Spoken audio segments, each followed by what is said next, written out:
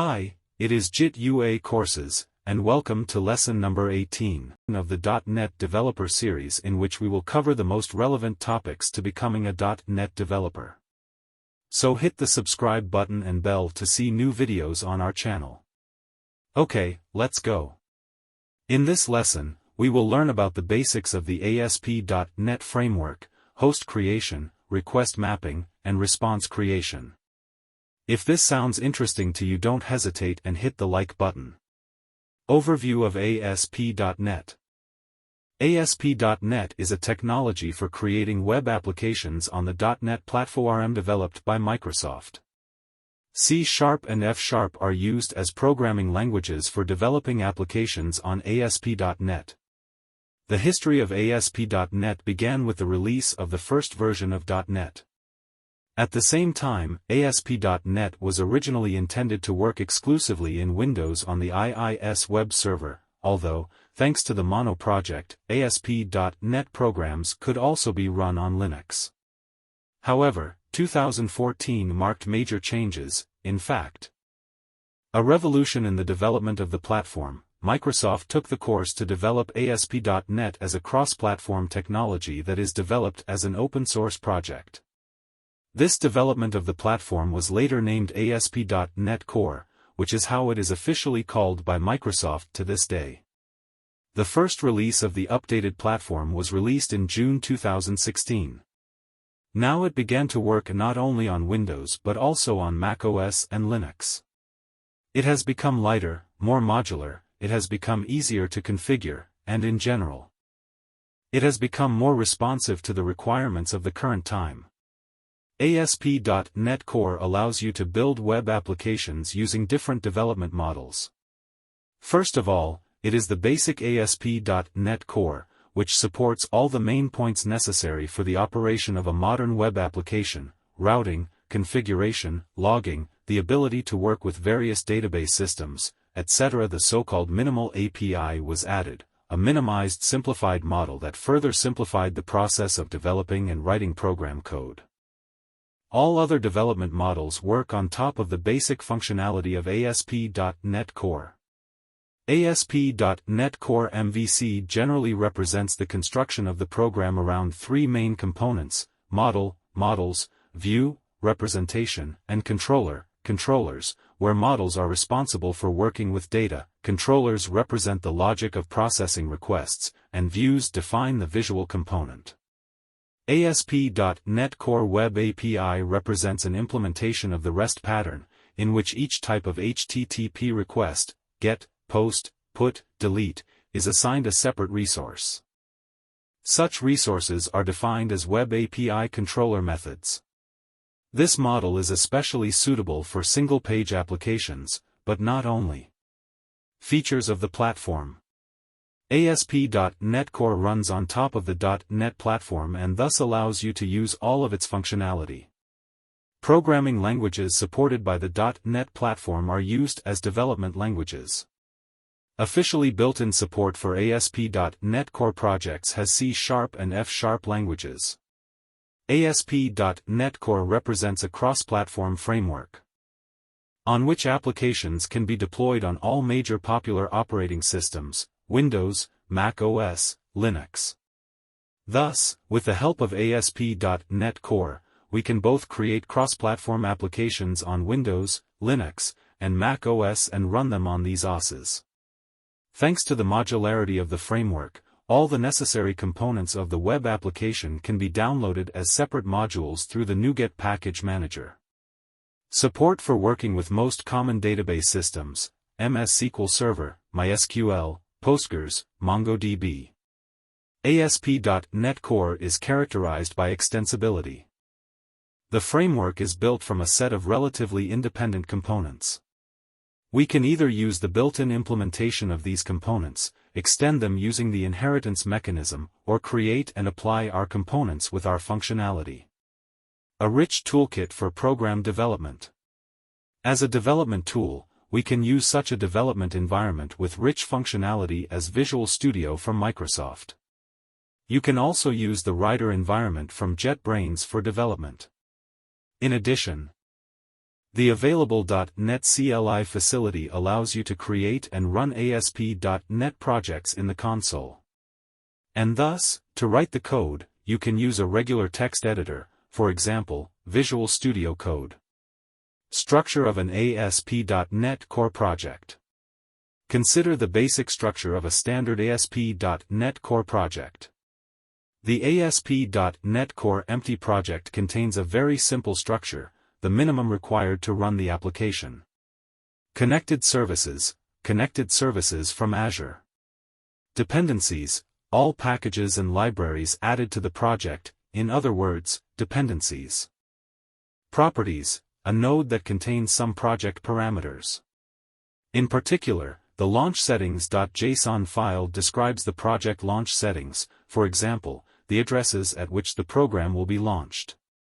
AppSettings.json, project configuration file in JSON format.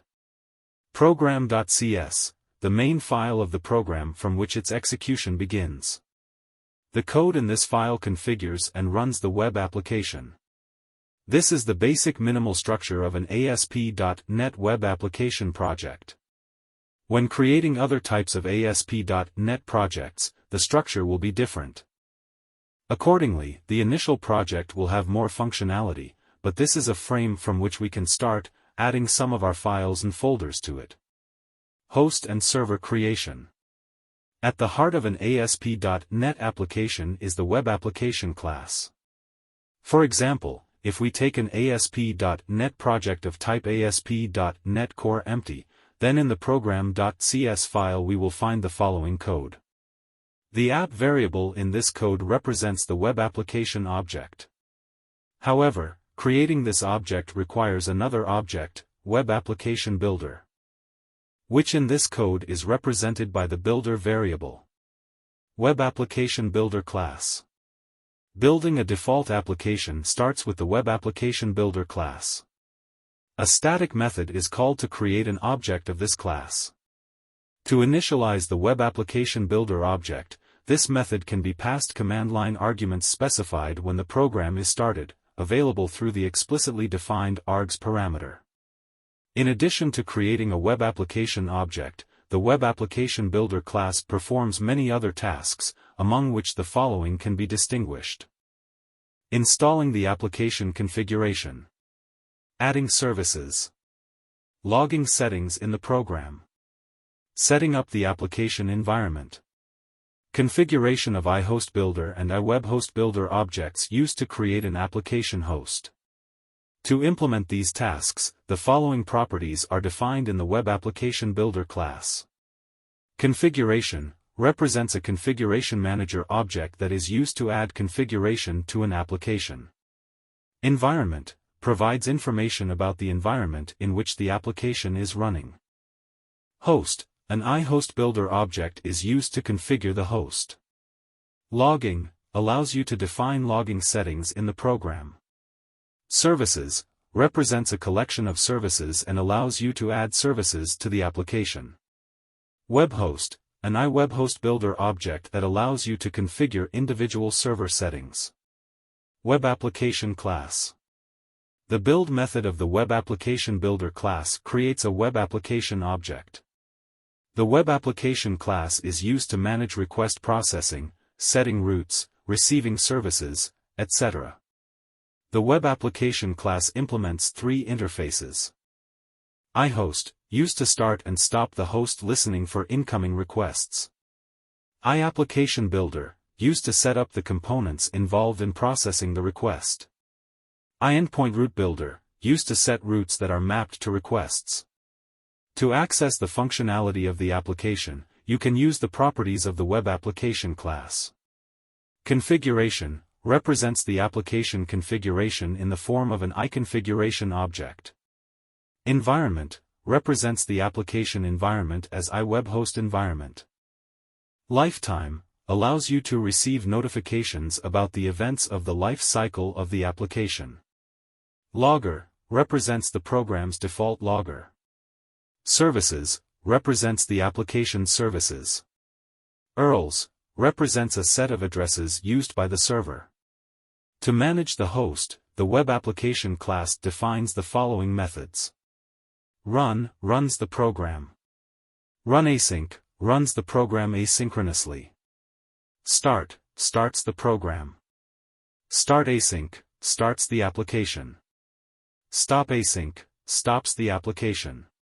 Thus, after calling the run, start, or runAsync, startAsync method, the application will be running and we can access it.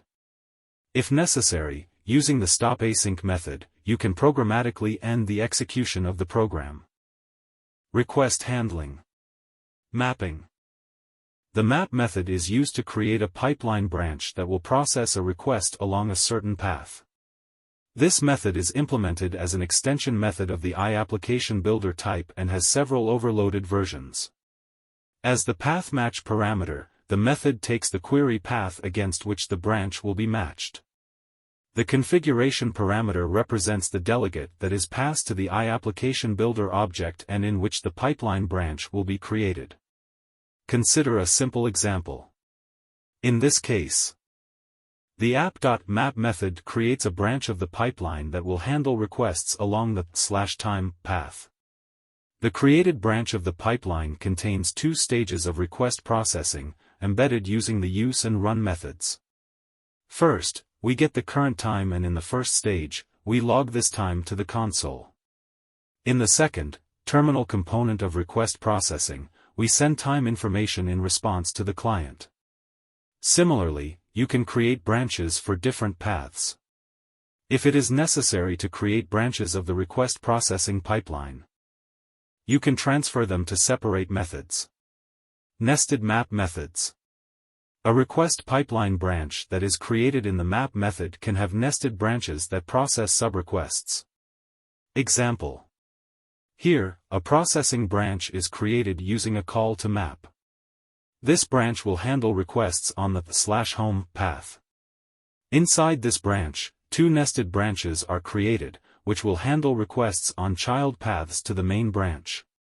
That is, the about method will now handle a request to the URL /home/about instead of /about. Answer to the request. All request data is sent to processing through the HTTP context object. This object encapsulates information about the request, allows you to control the response, and has a lot of other functionality in addition. For example, let's take the simplest web server. Here, the context parameter, which is passed to processing in the app.run method, just represents the HTTP context object. And through this object, or rather through its response property, we can send some response to the client. The response property of the HTTP context object represents the HTTP response object and is sent as a response. To set various aspects of the response, the HTTP response class defines the following properties. Body gets or sets the body of the response as a stream object. BodyWriter returns an object of type pipewriter to write the response. Content length gets or sets the content length header. Content type gets or sets the content type header. Cookies returns the cookies sent in the response. Has started returns true if sending a response has already started. Headers returns the response headers. Host gets or sets the host header. HTTP context returns the HTTP context object associated with this response object. Status code returns or sets the status code of the response. To send a response, we can use some methods of the HTTP response class. Redirect redirects, temporarily or permanently, to another resource.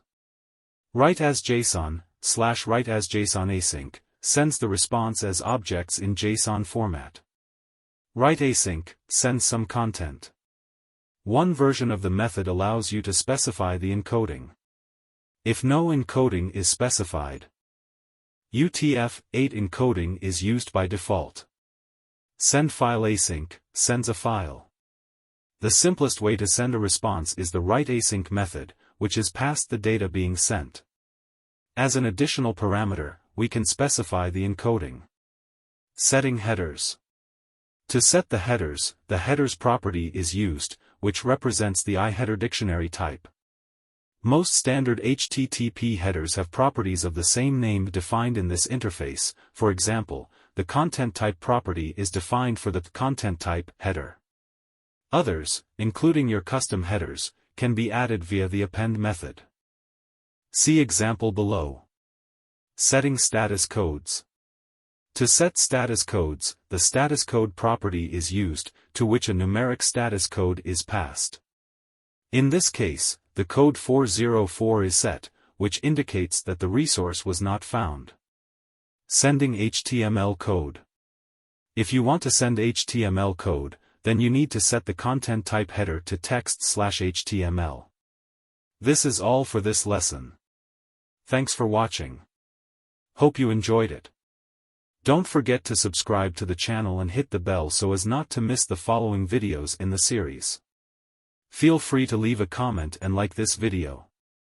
You are also welcome to leave any questions in the comments section. I will be happy to answer them.